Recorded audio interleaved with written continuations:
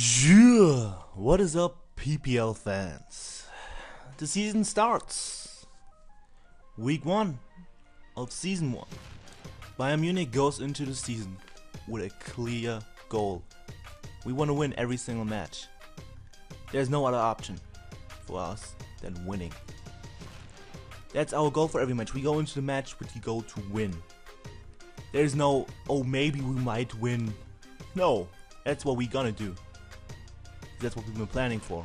We've been training in the mountains 15 hours a day for weeks, so we don't miss any of our shits, so we don't get crit, but crit our opponent's back.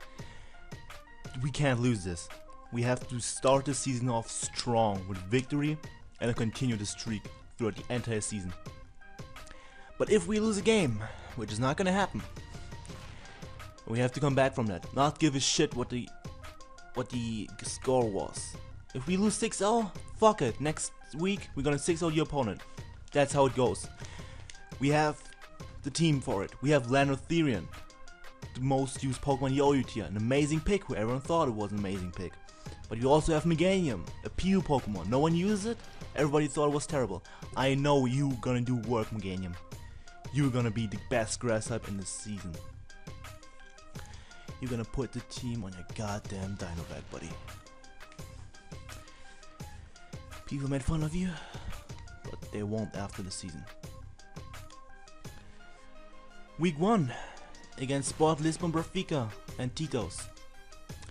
A very strong side with two incredibly threatening fire types. But we have planned well and our team is ready. Every single one of you 11 is gonna put in work. Doesn't matter if you're on the pitch or on the bench. This week, we're gonna fucking win this shit. Let's get into the team preview. Okay, so you saw the pre-game speech. If you didn't, then you're kind of rude because you skipped it. That's not nice of you. Go back and watch that. So, what I'm gonna be doing is break down the teams, break down mostly my team, because of course I didn't know too much about the team before the match. And yeah, so what I decided to bring is first up, I have one very solid win condition, which is Therian. I will explain my set at the end, which is the last one I will explain. And I did not decide to bring Mega Scissor and Meganium, just because he has two very, very threatening fire types, which can just kind of plot through my entire team, which is not nice. Yeah, those two was free switch into those two. Like if I kill something with Mega Scissor, he just brings in one of his fire types and wrecks my team. So not a good idea. Yeah, like I said, Meganium as well. It just doesn't do much against this team, unfortunately. Sorry, Captain. I did not bring my water type, Jellicent, just because it just doesn't counter his two fire types at all, and it doesn't do necessarily that much against his team. Like most mons can just set up on it. Like Luke can set up on it if it's special. It doesn't have to fear a Scald Burn. Raichu, of course, it's an electric type. I could beat P2 and Togetic 1v1 because I have Taunt, or I could run Taunt, but that's all it does, and I don't need it for those two. They're not that threatening to my team. So, no reason to bring 50 Cent. Zoroark and Mesprit. Now, I was gonna bring those two, but in the end, I decided to bring other mons, just because I thought they would be more beneficial to my team, especially in this matchup. They just would do more. And yeah, the 6 Pokemon that I decided to bring are, first up, Nidoqueen, the Nidoqueen. It's more of a suicide lead with a Focus Sash, Stealth Rocks, Taunt, Earth Power, and Sludge Wave. Enough speed to outspeed a Jolly Tyranitar, so it can definitely prevent him from setting up rocks, because Tita is his only Stealth Rocker on the entire team. So, and if he doesn't have Stealth Rocks on Tita, that's fine. Like, Stealth Rocks are really, really, really big to my team. And I want rocks on my side of the field. Even though I have a Defogger, I want to keep my rocks on his side of the field. So that's why I need a Nidoqueen set. Prevent him from getting up rocks and get up my rocks. Because rocks are really important for my Therian. And just in general, I need a bit of chip damage on his team. And with Earthbound Sludge Wave, Sheer Force, I have 172 special attack. I can still put in a lot of work and do a lot of damage to his team. I have enough HP so that Armor Pump doesn't kill me with Fake Upload's Return, because that could be his lead as well. So yeah, you can definitely get up my rocks. Then we have Cliff Fable, physically defensive, unaware, T-Wave, Moonlight, Moonblast, and Healing Wish. Now what that's for is checking the two fire types, because T-Wave is really important against those two. Clef, of course, doesn't do much else against those two. Zard sets up on it, but I'm unaware, so that doesn't really matter. And Victini just destroys it, kind of. So I can check those two, I can live one hit, get a T-Wave off, and they're not a threat anymore. And on the following turn, I can go for Healing Wish and heal something up. Or just in general, I can heal something up with Healing Wish. Most importantly, my Land with Ethereum, of course. And yeah, it's just there to do that exact job and nothing else, pretty much. It could probably check a physical Lucario as well, so you know, and Titar. So it has a couple jobs depending on his team. Palm doesn't do too much against it, but in the end, it's just there for those two mainly. And then we have Typhlosion, timid, max special attack, max speed, with Eruption, Fire Blast, HP Ground, and Toxic. It has an expert belt. Of course, Clef had leftovers, and yeah, I said Nidoqueen. So, Typhlosion is there to prevent him from spamming his fire type moves and also do a lot of damage to his team. Like, he has nothing that really wants to switch into an Eruption. If his Blastoise is physically defensive, I can get chip damage off on that, which is necessary, like I said. And HP Ground, of course, for the two fire types. And Toxic just helps me wear down his team if I have to. It's just there because I didn't really need anything else. And Toxic seems like the best move there in this move slot. So that's that. Then we have Sock, Wreck City, Expert Belt, Max Attack, Adamant Nature, Max Speed, Close Combat, Stone Edge, Knockoff, and Taunt. Now Sock does a lot of damage to him. He has nothing that can counter my Sock really. Because I have Taunt, I can beat Dusknoir 1v1, wow. I can 2-hit KO everything else. Physical defensive Dusknoir does not get 2-hit KO by Knockoff. So I can taunt that, prevent him from Will-O-Wisp me or Pain Spitting me, and potentially beat him 1v1. So, that's that. Sock just puts in work against his team, punches holes, and yeah, Sock is really amazing. And we have Crobat, max, no, there's no max. Johnny Nature, pretty much max HP, 248 because of Stealth Rocks and stuff. No item, in a focus so I don't get flinched by fake out by Palm. And no item because I run Acrobatics, because I want to recoil, Roost, Defog, and U-Turn. I had Taunt before, but I decided on U-Turn in the end, because I already had Taunt on Sock. So, Jolly Nature, 140 speed EVs, that allows me to outspeed a Jolly Palm, and 120 in attack. So, it's reasonably hard, it's really bulky, it can take hits from pretty much anything on his team. And yeah, Crobat is just there to get me initiative and defog if necessary, and you know, do the whole punching, weakening thing that I've kind of going on as a theme on my team. So then we have Landreth Therian, the big win condition, a double dance set with Earthquake Stone Edge, max attack, 12 HP and 244 speed, Adamant Nature, and a Yachi Berry. Now, looking at his team, just looking at it, just straight up, nothing wants to take on Landreth Therian. With Stone Edge and Earthquake, I can do so much damage to his team. And at +2, I one-hit KO everything after a bit of prior damage or just Stealth Rocks. So, if I get up a Rock Polish or a Sword Stance, depending on what is left on his team, I just straight up sweep.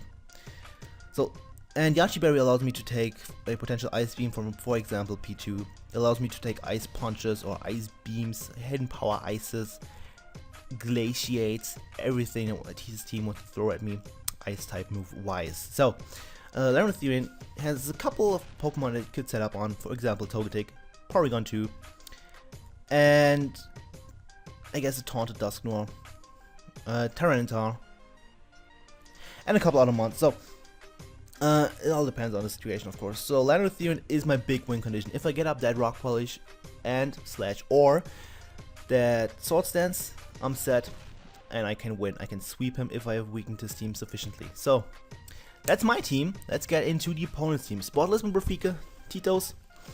What he decided to bring are Blastoise, Victini, Tyranitar, Raichu, Lucario, and Dusknoir. So, Bit of surprise there for me that he brought Raichu and Dusknoir. I was really expecting Zard X, but he did not decide to bring it because he said he didn't do too much against my team. I personally disagree, but you know, that's that. I guess he didn't want to bring it because I can bring my Lando and then just fire off a hit because his team is really weak to Lando. So I guess that makes sense. So one of the things I'm most scared of is gone.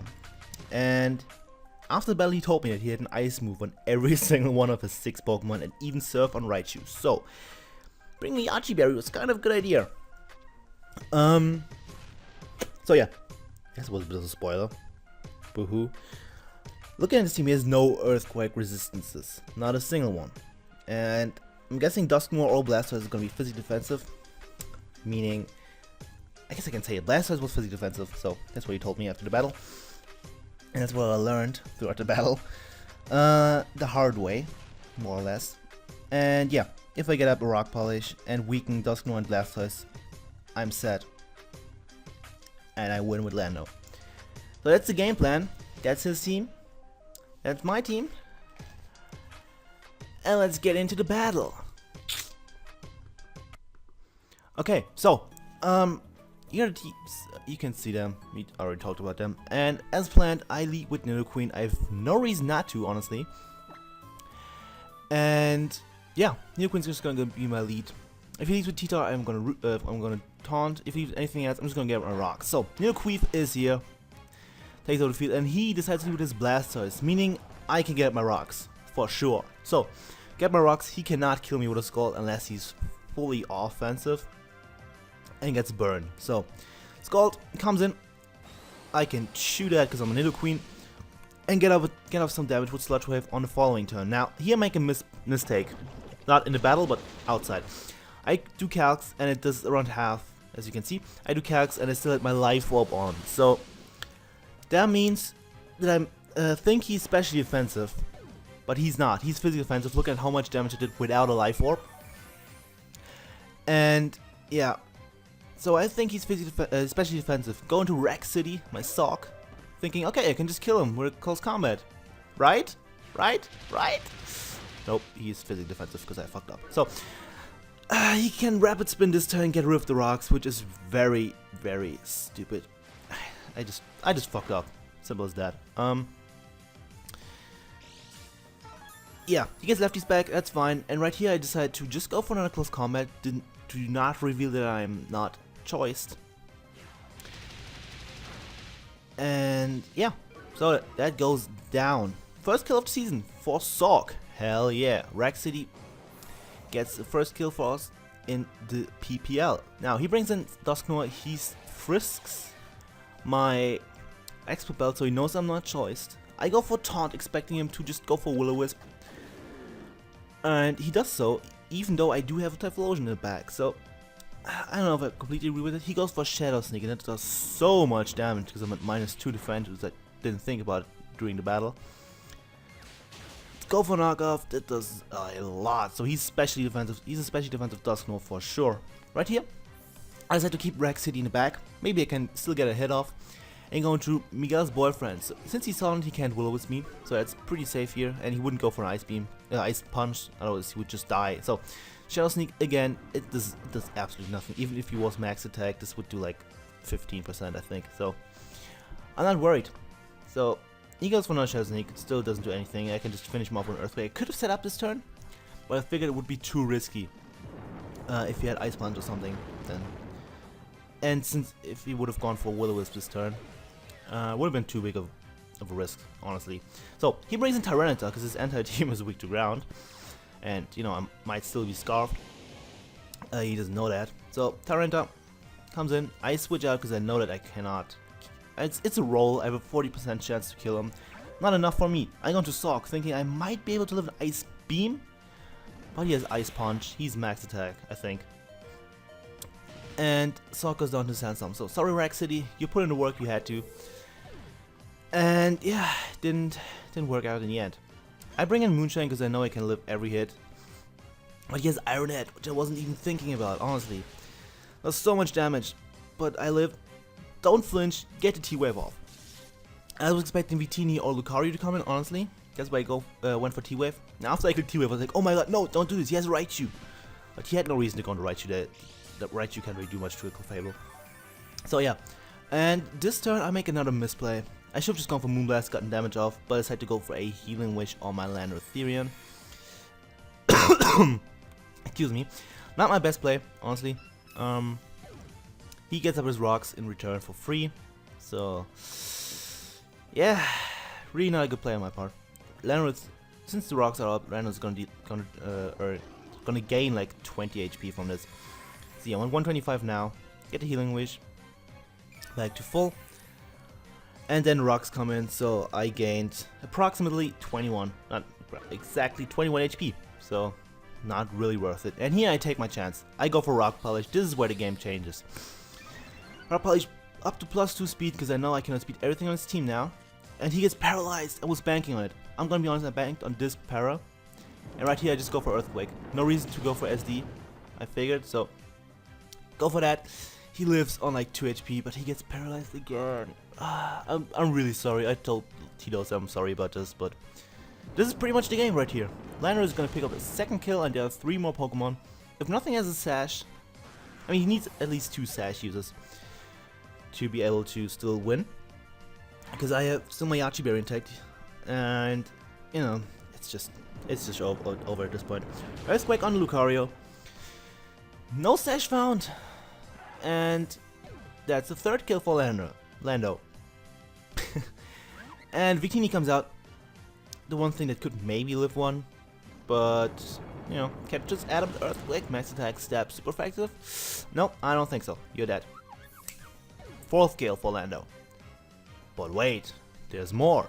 Raichu comes in, Shock Boy. You're gonna die to an Earthquake like 3 times over. And there goes Raichu. And that's gonna be the game. So, we win our first PPL match 3-0. Typhlosion, Hot Sauce, and Crobat, Alaba didn't even have to come out in this game, which, you know, is great.